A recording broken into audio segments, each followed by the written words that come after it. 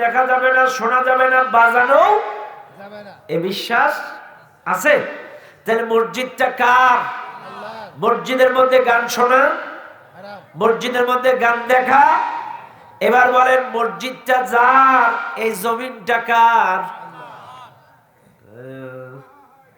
মসজিদটাও যার, এই জমিনটাও তো তার। মসজিদে যদি গান শোনা না যায়, এই জমিনেও সেটা শোনা যাবে না। যাবে যাবে যাবে না। মসজিদে যদি গান শোনা না যায়, এই জমিনেও শোনা যাবে না। এর নাম তাকওয়া। মসজিদে আল্লাহকে ভয় করবেন আর বাইরে করবেন না। আল্লাহ পাক ডাক দিয়ে বললেন, ইন্নাল্লাযীনা ইউহিব্বুনা আন তাশিআল ফাহিশাতু ফিল্লাযীনা আমানু লাহুম আযাবুন আলীমুন ফিদ দুনিয়া ওয়াল আখিরাহ। আল্লাহ পাক বলেন, যারা চায় ঈমানদারদের ভিতরে অশ্লীলতা, বেহায়াপনা, গান বাজনা, ঢোল তবলা ছড়িয়ে পড়ুক। আছে না? অনেকেই ঢোল তবলা, গান বাজনা, যাত্রা, সার্কাসের আয়োজন করে। অনেকে নায়ক নায়িকা নর্তকী এনে গান বাজনা করে। এগুলো যারা চায় মুসলিম সমাজে ছড়িয়ে পড়ুক, ঈমানদারদের ভিতরে ছড়িয়ে পড়ুক, আল্লাহ পাক বলেন আযাবুন আলীমুন ফিদ দুনিয়া ওয়াল আখিরাহ। এরা দুনিয়াতেও আল্লাহর আযাবের শিকার হবে, গজবের শিকার হবে। কিয়ামতেও তারা কঠিন আযাবে গ্রেফতার হবে।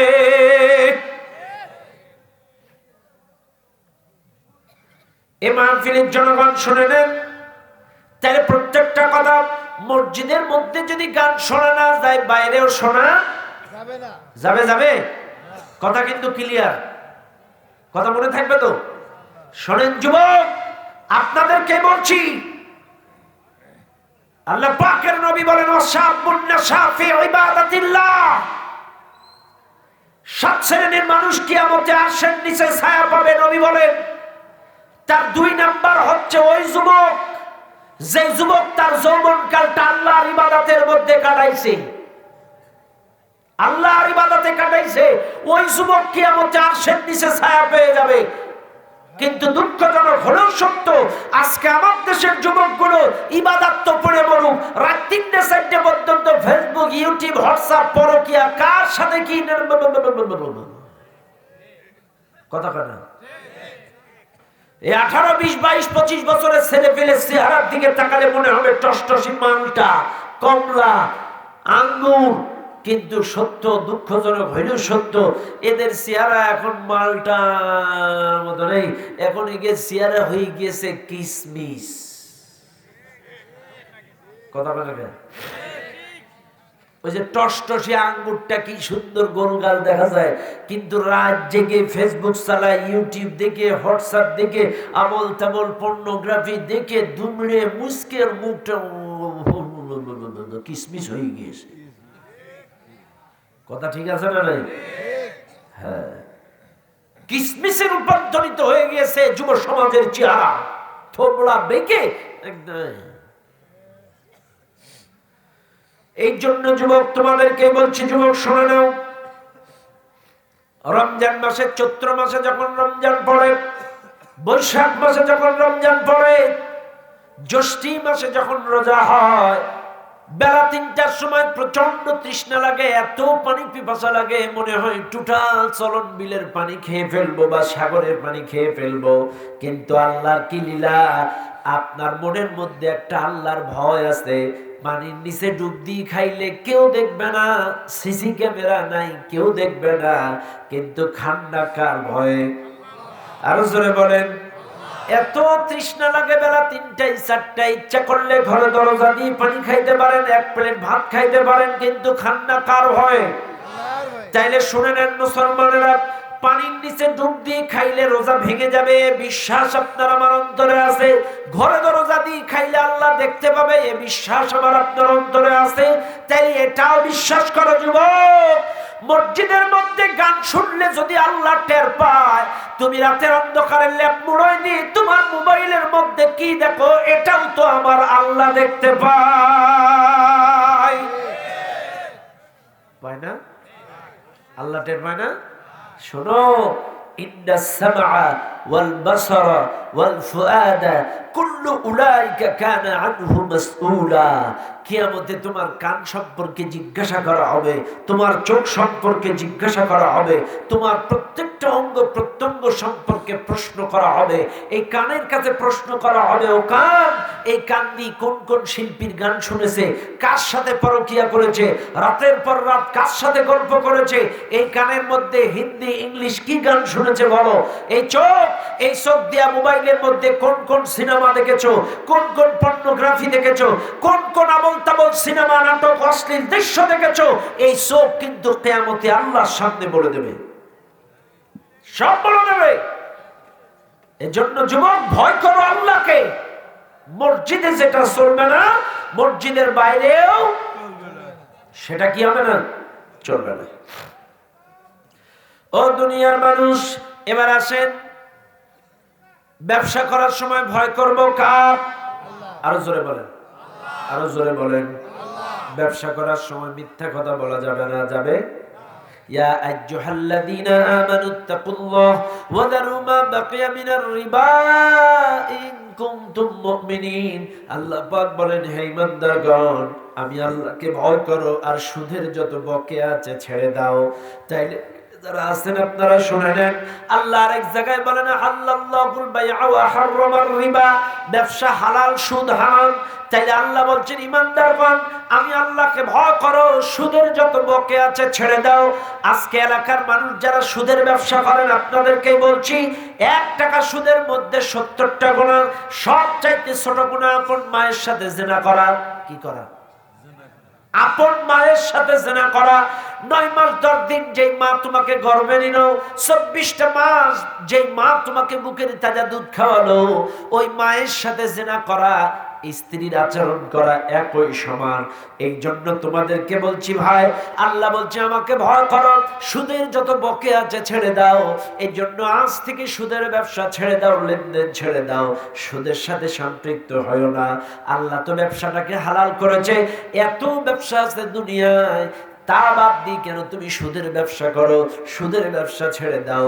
আর সুদের ব্যবসা যদি ছেড়ে দিতে পারো, যদি তওবা করার মতো তওবা করতে পারো, আল্লাহ তোমার ইজ্জত সম্মান এত বাড়ায়া দেবে, এত বাড়ায়া দেবে। তার ছোট্ট একটা নিদর্শন আজকে আপনাদেরকে শোনায় দেয়। হাসান বসরি রাহমাতুল্লাহ আলাইহি জামানার একটা ঘটনা। হাসান বসরির জীবনী পড়তে গিয়ে ঘটনাটা পড়লাম। হাসান বসরির জামানায় একজন সমসাময়িক আল্লাহর ওলি ছিলেন, একজন প্রিয় আল্লাহর বান্দা ছিলেন। এর নাম ছিলেন হাবিব আজমি রাহমাতুল্লাহি আলাইহি। ভালো করে শুনবেন, হাসান বসরির সমসাময়িক আমলের একজন প্রিয় মানুষ ছিলেন। প্রাথমিক পর্যায়ে লোকটা পথভ্রষ্ট ছিল, সুদখোর ছিল, কিন্তু পরবর্তীতে তওবা করে আল্লাহর ওলি হয়ে যায়। শোনেন ভাইরা আমার, বাবাজিরা আমার, এই লোকটার নাম ছিল হাবিব আজমি। কি নাম? হাবিব আজমি। এত বড় মারাত্মক সুদখোর ছিল লোকটা। টোটাল এলাকার মানুষের কাছে সুদের টাকা খাটাতো। কি করতো? সুদের টাকা লাগাতো, ব্যবসা করতো সুদের টাকা দিয়া। হঠাৎ একদিন হাবিব আজমি সকালবেলায় বাড়িতে আসছে, স্ত্রীকে ডাক দিয়ে কয়, প্রিয়তমা স্ত্রী, তুমি আমাকে একটু নাস্তা পানি দাও। স্ত্রী ডাক দিয়ে কয়, স্বামী, এমন কোনো খাদ্য নাই বাড়িতে যে তোমারে আমি এখন নাস্তা করাবো। এইবার এই সুদখোর হাবিব আজমি ডাক দিয়ে কয়, ঠিক আছে, ঠিক আছে, তাইলে একটু ওয়েট করো, একটু ওয়েট করো। এলাকার কত মানুষের কাছে সুদের টাকা পায়, আমি লাভ বাবদ, ইন্টারেস্ট বাবদ কোনো তরিতরকারি জোগাড় করতে পারি কিনা একটু দেখি। হাবিব আজমি এলাকায় চলে গেল। এলাকায় যাওয়ার পরে একটু কিছু খাদ্য খাবার জোগাড় করলেন, এনে স্ত্রীর কাছে দিলেন। কিছু আটা জোগাড় করলেন, ইন্টারেস্ট বাবদ বউকে দিলেন। বউ, এই নাও, এগুলো তারা পাকাও, আমি আরেকটু দেখি কিছু পাই কিনা। ইন্টারেস্ট বাবদ কালেকশন করতে গেছে। হাবিব আজমি রাস্তা দিয়ে যায়, হঠাৎ রাস্তার মধ্যে কিছু বাচ্চারা খেলা করে। এই বাচ্চারা ফাঁকা হয়ে গেল, হাবিব আজমি চলে গেল। একজনের বাড়ি গেছে ইন্টারেস্টের টাকা কালেকশন করবে। ওই লোকের বাড়ি ঢোকার আগে লোকটার বাড়ির থেকে কান্নার আওয়াজ আসছে। এই হাবিব আজমি সুদখোর ডাক দিয়ে বলে, অমুকের পুত্র অমুক, বাড়ি আসো নাকি? অমুকের পুত্র অমুক, বাড়ি আসো নাকি? বাড়ির ভেতর থেকে কণ্ঠে আওয়াজ এলো, মহিলা কণ্ঠে, ভাইজান আপনি যাকে ডাকছেন উনি গত রাতে ইন্তেকাল করেছেন। এই হাবিব আজমি এত বড় সুদখোর। হাবিব আজমি ডাক দিয়ে বলে, না এটা কিন্তু ঠিক করে নাই, আমি তোর কাছে অনেক ইন্টারেস্টের টাকা পাই, আমারে টাকা না দিয়ে মরলো কেন? এত বড় সুদখোর, এ বলতেছে আমার লাভের টাকা না দিয়ে মরলো কেন? এটা ঠিক করে নাই। কত বড় মারাত্মক পাপী। এবার হাবিব আজমি ডাক দিয়ে বলে, সোনার মুখের স্ত্রী, তোমার স্বামীর কাছে আমি অনেকগুলো টাকা পাই দীর্ঘদিন বাবদ, আমার কোনো লাভের টাকা দেয় না, আসল নয়, পড়ে মরুক, লাভ বাবদ এখন আপাতত কিছু দাও। একজন লোক মরে গেছে তারপরও ছাড় নেই। কত বড় সুদখোর। স্ত্রী কান্দে কান্দে ডাক দিয়ে কয়, ভাইজান আমার স্বামী ইন্তেকালের আগে এমন কিছু রেখে যায় নাই যে আমি সেটার থেকে আপনাকে পাইস আপনার ইন্টারেস্ট বাবদ কিছু দিয়ে দেব। এইবার হাবিব আজমি ঘরের মধ্যে ঢুকলেন, ঢুকে দেখে একটা পেয়ালার মধ্যে একটা ছাগলের মাথা আছে, এই শব্দ জবাও করা একটা ছাগলের মাথা। হাবিব আজমি যখন ছাগলের মাথাটা কেড়ে নেবেন, এই স্ত্রী যার স্বামী মারা গেছে এই লোকটার স্ত্রী ডাক দিয়ে কয়, ভাইজান আমার বাচ্চা দুটা ক্ষুধা তীব্র যন্ত্রণা সহ্য করতে না পেরে কান্নাকাটি করছিল, আমার বাচ্চাদের কান্না দেখে পাশের বাড়ি একটা আকিকা হইছে, ছাগল জবাও হইছে, আমার বাচ্চাদের কান্না দেখে ওই বাড়িওয়ালারা ছাগলের মাথাটা দিছে বাচ্চা দুটোরে খাওয়ানোর জন্য। ভাইজান এতিম বাচ্চা দুটার মুখ থেকে ছাগলের মাথাটা নিবেন না। হাবিব আজমি কোনো কথার উত্তর নাই, হো হো করে হেসে বলছে, অত কিছু জানি না, আজকে লাভ বাবদ মাথাটা নিয়ে গেলাম, অল্প কয়দিনের মধ্যে আসল টাকাটা বাড়ি দিয়ে আসবা। ছাগলের মাথাটা চিন্তায় করে নিয়ে চলে যাচ্ছে। রাস্তার মধ্যে কিছু বাচ্চারা খেলা করছিল। এই বাচ্চাগুলোর মধ্যে আল্লাহ কি এলকা দিয়ে দিলেন, কি ভাব দিয়ে দিলেন। বাচ্চারা ডাক দিয়ে বলে, আল্লাহর বান্দারা পাশ করে দাও, সাইড করে দাও।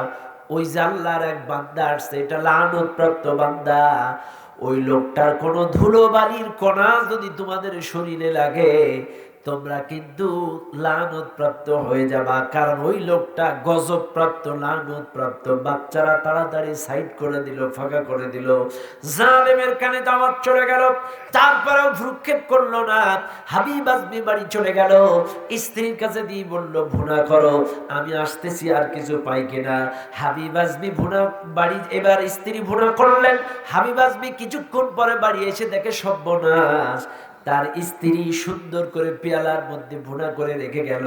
রাখার পরে পেয়ালা দিয়ে আর এক পেয়ালা দিয়ে ঢেকে রুটি আর পেয়ালাটা যখন হাবিব আজমির সামনে দিয়ে দিল, হাবিব আজমি আরাম আয়েশ করে খাবে, পেয়ালা উঁচু করে দেখে সর্বনাশ, যে ছাগলের মাথাটা পয়সে পুজ আর রক্ত গলে এত দুর্গন্ধ, মুহূর্তের মধ্যে গোটা ঘর গন্ধে দুর্গন্ধে ছড়িয়ে গেল। হাবিব আজমির বমি এসে গেল।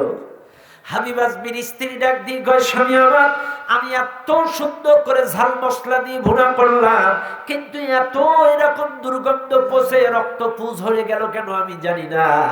হাবিব আজমির কলিজার মধ্যে নাড়া দিয়ে উঠলো। হাবিব আজমি বলে, আরে মানুষ পাপিষ্ট হয়, কিন্তু আমার মতো পাপিষ্ট হতে পারে না। আমি সুদের ব্যবসা করি ঠিক আছে, কিন্তু এতিম দুটো বাচ্চারে খাইতে দিছিল ওই ছাগলের মাথাটা পাশের মানুষ। আমি সুদের ইন্টারেস্ট বাবদ জোর করে এতিম বাচ্চাদের মুখ থেকে ছিনায় আনছি। মানুষ পাপিষ্ট হয়, আমার মতো পাপিষ্ট হয় না। তার বাস্তব প্রমাণ পেয়ে গিয়েছে, না আজকের থেকে আর সুদ খাবো না, সুদের ব্যবসা করব না। তাড়াতাড়ি হাবিব আজমি এইগুলো পেয়ালা ফেলে দিয়ে হাবিব আজমি দাঁড়ায় নিয়ত করে ফেলছে, আমি তওবা করে চিরজীবনের জন্য ভালো হয়ে যাব, আর জীবনে কোনোদিন সুদ খাবো না। তবে কারোর কাছ থেকে তওবা করতে হবে। কার কাছে তওবা করব? সমসাময়িক একজন প্রখ্যাত একজন ভালো মানুষ আছে, তার নাম হাসান বসরি। হাসান বসরির কাছে যে হাতে হাত দিয়ে তওবা করে আমি জীবনের মতো ভালো হয়ে যাব, আর কখনো সুদের ব্যবসা করব না। হাবিব আজমি বাড়ি থেকে তওবার নিয়ত করে বের হইছে। পথের মধ্যে যে ছেলেটা খালা করছিল, একটু আগে বলেছিল ওই যে এক আল্লাহর বান্দা আসছে, ওরা কিন্তু লানত প্রাপ্ত, ওর গায়ের ধুলা যদি তোমাদের গায়ে লাগে তোমরা লানত প্রাপ্ত হবা। এখন যখন হাবিব আজমি তওবা তওবার নিয়েতে যখন বের হইছে, ওই বাচ্চারা এখনো রাস্তায় খেলতেছিল।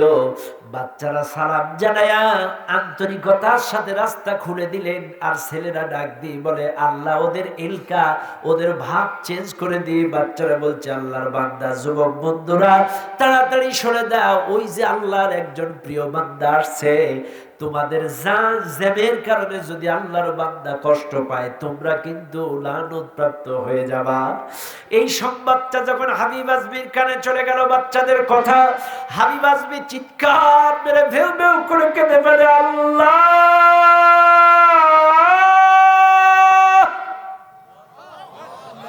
আমি যখন সুদের কালেকশন করে আসতেছিলাম ওরা আমাকে জালেম বলেছিল, আর এখন যখন তওবা করার নিয়ত করে যাচ্ছি এরা বলছে আমি নাকি আল্লাহর প্রিয় বান্দা। ও মালিক, আমি শুধু নিয়ত করে যদি এত ইজ্জত তুমি বাড়ায় দাও, না জানি তওবা করার পরে আমার সম্মান কত বেড়ে যাবে। আমি শুধু নিয়ত করেছি, তাই যদি আমার ইজ্জত বেড়ে যায়, না জানি তওবা করার পরে আমার সম্মান তুমি কত বাড়ায় দিবে। শোনেন আপনার মানুষ, আপনাদেরকেই বলছি, জীবনের সব গুনাহ আল্লাহ মাফ করে দেবে তওবা করলে, শুধু দুটো জিনিস ছাড়া। এক নাম্বার হচ্ছে হকুল্লাহ, হকুল ইবাদ, একটা আল্লাহর হক, একটা বান্দার হক। শোনেন, যদি আপনি কারোর হক নষ্ট করেন, বোনের হক, ভাইয়ের হক, চাচার হক, ভাতিজার হক, প্রতিবেশীর হক, জনগণের হক, কারোর হক যদি নষ্ট করেন, ওই লোকটা যতক্ষণ মাফ না করবে আল্লাহ তোমাকে মাফ করবে না। আর দুই, আল্লাহর সাথে যদি শিরকের গুনাহ করেন, তোমার মতো তওবা না করলে, এই দুটো গুনাহ ছাড়া তোমার গুনাহ যদি জমিন থেকে আসমান পর্যন্ত হয়, সকল গুনাহ আল্লাহ মাফ করে দেবে। সুবহানাল্লাহ। কয়টা জিনিস ছাড়া? একটা হলো শিরক, আর একটা কি? মানুষের হক নষ্ট করা। হ্যাঁ, অনেক ভাই আছে ভাইয়ের হক ফাঁকি দেয়, অনেক ভাই আছে বোনের হক ফাঁকি দেয়, অনেক বাবা আছে মেয়ের হক ফাঁকি দেয়, অনেক চাচা আছে ভাতিজার হক ফাঁকি দেয়, অনেক ভাতিজা আছে চাচার হক ফাঁকি দেয়, অনেক নেতা আছে জনগণের হক, প্রতিবেশীর হক আইল ঠেলে লোকের জমি দখল করে।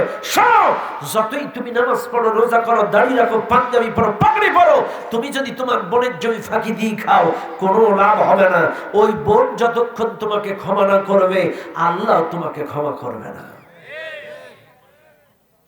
এই তো রিসেন্টলি একটা ফেসবুকের নিউজ, এক ভাই মারা গেছে, এলাকার লোক দাফন করতেছে, ওর একটা বোন যে বলতেছে, আল্লাহ, জোরে জোরে সবার সামনে, আল্লাহ, ও জীবিত থাকাকালীন 40 বছর আমাকে আমার ন্যায্য অধিকার থেকে, আমার বাপতি সম্পত্তি থেকে ও আমাকে দূরে রেখেছিল, আমার হক বুঝে দেয় নাই। ও মালিক, এই 40 বছর তুমিও তোমার রহমত থেকে ওকে বঞ্চিত করে রাখবা। এই রিসেন্টলি বাংলাদেশের নিউজ, এক বোন তার ভাইয়ের কবরের পাশে যে দোয়া করতেছে যে 40 বছর আমার বাপের বাপতি সম্পত্তি থেকে আমারে ঠকাইছে, আমারে দেয় নাই, আল্লাহ তুমিও ওকে ঠকায় দিও। এই জন্য ভাই, কারোর হক ফাঁকি দেবেন না, মনে থাকবে তো ইনশাআল্লাহ। সব জায়গায় ভয় করবেন কার? এরে ভাই, কি হবে এত সম্পদ সম্পত্তি, কই নিয়ে যাবেন? জায়গা তো মাত্র 3.5। জায়গা কতটা? মাত্র 3.5। এর বেশি তো যাবে না। তাহলে ব্যবসা করার সময় ভয় করব কার? জোরে বলেন। আল্লাহ পাক বলেন, ইয়া আইয়ুহাল্লাযীনা আমানু তাকুল্লাহা ওয়া কুলু কাওলান সাদীদা। আল্লাহ পাক বলেন, হে ঈমানদারগণ, আমি আল্লাহকে ভয় করো আর সত্য কথা বলো। কথাটা কার? তাহলে মিথ্যা কথা বলা যাবে? যাবে না, কোনো মিথ্যা কথা বলা যাবে না। আপনি ব্যবসা করবেন সত্য কথা বলে, আপনার মালটা কিরকম? ভালো, এই মাল, এই দাম, আলহামদুলিল্লাহ। অনেকে আছে দেখবেন 2 নম্বরই করে, চাচা শাড়িটার দাম কত? তুমি আমার এলাকার মানুষ, কিনা দাম 2000 টাকা দাও, 1 টাকাও লাভ দিতে হবে না, ওরা 800 টাকায় কিনা। কথা কথা, এটা কি জালিয়াতি না? 2 নম্বরই না? তাইলে আমার মাথায় টুপি, মুখে দাড়ি, বিরাট হাজী সাহেব, অথচ 2000 টাকা, এই 800 টাকার জিনিস 2000 টাকায় বিক্রি করলাম, ডাহামিশা কথা বলে। অথচ আল্লাহ বলছে, আমানুত্তাকুল্লাহ ওয়া কুলু কাওলান সাদীদা, আমাকে ভয় করো, সত্য কথা বলো। চাইলে মিথ্যা কথা বলা যাবে না। আপনি বলেন এই আমার জিনিস এই দামে হলে পারবো না, দরকার নেই। তোমার মান যদি ভালো হয় বিক্রি হবে, রিজিকের মালিককে, ব্যাস। অথচ আমাদের দেশের লোক ডিজিটাল কায়দায় ঘুষ, এই মিথ্যা কথা কয়। জানেন আপনারা, এক লোক